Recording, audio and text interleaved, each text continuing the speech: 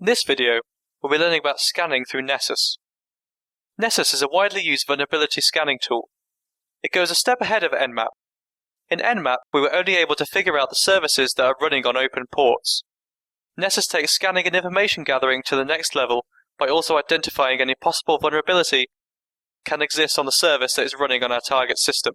In order to start Nessus on Backtrack, you can go to Applications, Backtrack, then go to Vulnerability Assessment, Network Assessment, Vulnerability Scanners, and then finally Nessus Start. For the first time, you have to start Nessus. Once you click on it, you'll get an error that the plugin is missing, and you have to register at nessus.org. This is the first time that we are starting Nessus, and that's why we're encountering this error. Now what you have to do is visit the website and register for a code. Here is the Nessus website, where you can select the use of Nessus, for example, selecting it for use at home. You can accept the agreement and further fill the form. From this, you'll get an activation code on your email.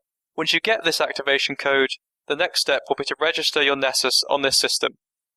What you can do is fetch the directory opt/nessus/bin fetch and register along with your registration code. Once you pass on this command, your activation code will be accepted and Nessus will now be ready to run.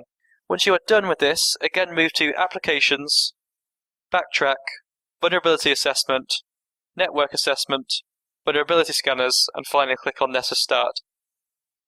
We will then see a message stating that Nessus is running. Now you can move to your browser. After moving the browser, you can now visit localhost at port number 8834. You will see that Nessus is initializing. I've already initialized it since it takes a bit of time to activate. This is how we set up Nessus on a fresh system. Alternatively, we can also work on Nessus either through the Backtrack command line in MSF console. For example, here we have an active MSF session. Now to start Nessus, you first have to check whether your database is connected or not. You can use check db_status.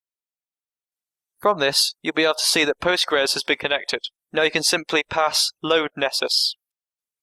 Nessus should now be initializing and will have successfully loaded the Nessus plugin. Here we can type msf nessus help for a command list. You will then be presented with a list of commands that we can pass to Nessus. As the plugin is loaded, simply typing the help command will also list the Nessus commands in Backtrack. You can see that in order to connect to the server, you can use the Nessus connect command. Furthermore, you can start a simple scan by using the Nessus discover command. Exploits can be discovered using the Nessus report exploit commands, and we can also have the retail report about the host using Nessus report host detail. We can have a new scan, we can have it paused, and we can resume. These are the different options and actions that we can perform while working with Nessus.